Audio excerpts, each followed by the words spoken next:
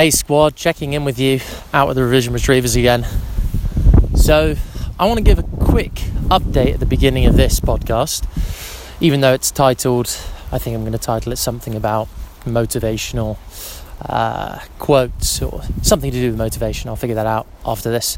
But I want to get into just a little phase of business development that I've been going through recently, which is I'm looking at the podcast. I've done over 100 episodes now. Yeah, they've been lots of different formats. I remember at the beginning I started off interviewing people.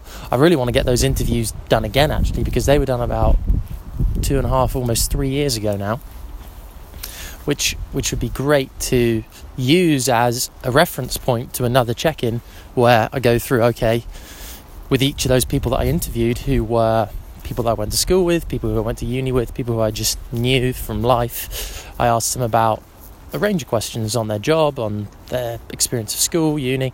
I'd love to check in with them again. So I think I might try and do that soon. But I also want to get the next piece, which I'm going to talk to you about, which is I'm thinking about upping the production quality on my podcast a bit, because I'm literally just talking into an iPhone. A few of them I did do at the beginning with a production mic, but I often felt that it was a reason for me not to do as many podcasts and an excuse to not publish, to try and make things too perfect. But then I suppose I swung completely the other way, and now I'm just doing it in an iPhone.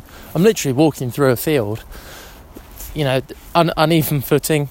I haven't got any notes or anything. I'm just speaking off the cuff. I don't do much planning. I just literally pick a topic and think about maybe one, two, or three things I want to say about that topic, and just rattle it off. So really the purpose of this was to create value for you, but also to train myself to get better at speaking off the cuff and speaking articulately, not saying so much, like so much, the classics, all those things that people try to avoid in order to be a good communicator. And the other thing, I'm doing it at about 6:30 in the morning, so I'm a bit groggy, but it gives me a real good wake-up call just to say, hey, come on, let's crack on, make the most of this 12-hour slot you've got now, or 15-hour, 16-hour, however long you want to work in the day. Make the most of it and crack on. Meanwhile, I'm also watching these two dogs, the Revision Retrievers. They're just trotting in front of me. Anyway, I wanted to give you that update. So prepare for maybe a little bit of change in the podcast. If you enjoy it, please, give it a rating. That always helps. I'm really trying to push it at the moment. I think it's a huge area where you could learn stuff and just keep yourself in a positive frame of mind and tee yourself up for the rest of the day by just listening to this in the morning. Quick listen on the school bus, quick listen on the way into school, quick listen in the car, however you get to school. Quick listen whilst you're brushing your teeth in the morning. Just lay your phone down on the side. Boom. You're taking in knowledge. You're getting into a good place. That's all I'm trying to do. But today, what I did want to quickly touch on was another aspect of the content production side. So if you didn't know, I don't actually have any content people that make my content. It's just me. I learned how to edit video at uni. I work for a video production company, so I learned how to shoot and edit video. I'm not amazing, but I'm okay. I can do it. And I'm constantly trying to get better at that. So I did that for 3 years to earn money through uni. From the age of 18 to about 22, I did that. And then I figured out, or learned the skill of, essentially advertising at VaynerMedia from 2016 to September or August of this year. Actually, I worked there, and it was an unbelievable place to work. Awesome company, headed up by Gary Vaynerchuk. I don't know if you've heard of him. Sorry, it's getting a bit windy at the moment as well. But essentially, that's how I've I figured out both the media and the creative side of social media. Again, I've only figured it out to a certain extent. I'm still learning and trying to get better and better at it. But, when you got a one-man band kind of thing, as the exam coach is, I'm not big enough yet to start outsourcing everything. And I kind of don't want to at the moment. I like it. I like that process of trying to come up with good, valuable stuff, and the grind. Like my day, it's got to be military precision. I can't afford to just take time off or not do something that's productive, because as long as I have my routine that keeps me mentally in a good condition, such as getting the exercise in. You'll see that on Snapchat, making sure I'm checking in with my friends every now and then, as much as I need to. But it's really, really important that you have these routines that keep you in a good place. Sorry, just had to pull over there. Had a rogue dog on the loose. Hogan was just burrowing down this molehill, and I actually thought he was going to catch this mole. But he didn't catch the mole, which is good. So, another mole lives another day. Superb. So, I've talked to you about the new direction of the podcast. Again, a little bit TBD there, but definitely thinking about it and going to execute soon once I got that positioning right and I know what I can fit into what the other priorities are. And the other aspect is the content production side, just making sure that I can get it all done and I'm always enjoying it and not feeling like it's a chore or it's something that I have to do. I just want to do it. So that's the other aspect. And the third point of this podcast episode is I wanted to talk about motivation and the power of words every day to just get you going, because it's something that I've noticed I'm extremely receptive to it.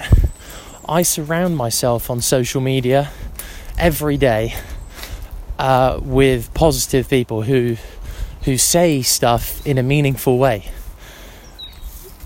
For example, one of the first guys that I ever subscribed to in a social media sense, it wasn't even actually when social media was out officially, was Seth Godin back in early 2000s. Seth Godin's a marketing guy who has an email newsletter, very simple email newsletter, just comes up with an insightful point each day and it hits your inbox, and I've still got it now.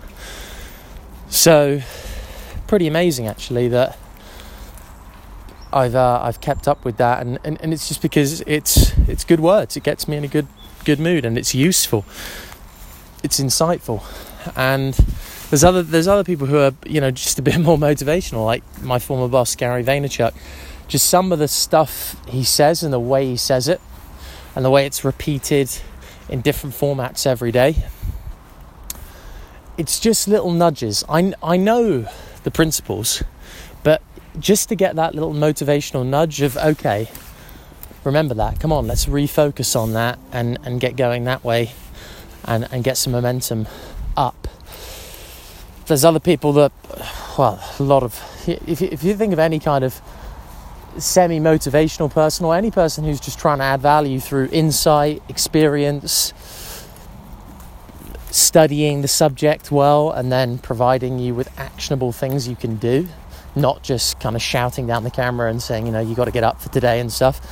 I think that is useful to a certain extent, but that's not going to get you places long term. Long term is a balance of the short term motivational pump up, the kind of, imagine that. I always imagine like a crazy American football coach. I don't know why. I just see them screaming a lot, just pumping up the team kind of thing. That's good occasionally, day to day, just to get that initial, okay, let's rock and roll, let's smash it. But you also need this calmer, more measured influence, which you could see this maybe in the form of some Instagram quote cards. A lot of them do tend to be a bit short and punchy, but there are other ones that do come up with some really nice insights and kind of principles through which you can live the day and then live the rest of the week. Very, very good stuff, and if you make those clear to yourself, you're going to be in a great spot to get stuff done. Okay, so yeah, I just had to pause again. I've got another mole this morning. It must be something about autumn. The mole's getting stuck in today. Luckily he survived. I don't actually think there was anything down there, but Had to stop this mutt getting involved too hard in that molehill. I'm gonna round this up. Basically, the distinction I want to make between the two types of motivation is that daily pump up kind of person yelling down the screen at you motivation versus the pithier, more meaningful, more insightful principle kind of motivation that is actually applicable to every day of your life. The way they work together is that if the kind of shouty rah-rah type of motivation is actually triggering you to revisit the principles, revisit the key core ideas every day or every other day, so you don't lose track, so you stay on the path that you're trying to execute on, and you look at the key things that have been proven over time to lead to achievement, success, or just a sense of fulfillment in whatever area of your life you're looking to be fulfilled in, then that's a good thing, and use social media for that. And I also want to make sure that I provide that to you in a way. So I'm going to start putting out some stuff that's a little bit more just pure motivation focused. Again, I'm going to try and make it very actionable. I think that's a big thing where people just become a motivation junkie and you just start looking at motivation, but you're not actually doing anything. You're just kind of all the gear, no idea. It's a balance of the day-to-day pump up versus the real insightful, thoughtful comments about that if you apply this principle daily and here's how you do it, you're going to change, you're going to get new results, and you're going to improve. I'm checking out.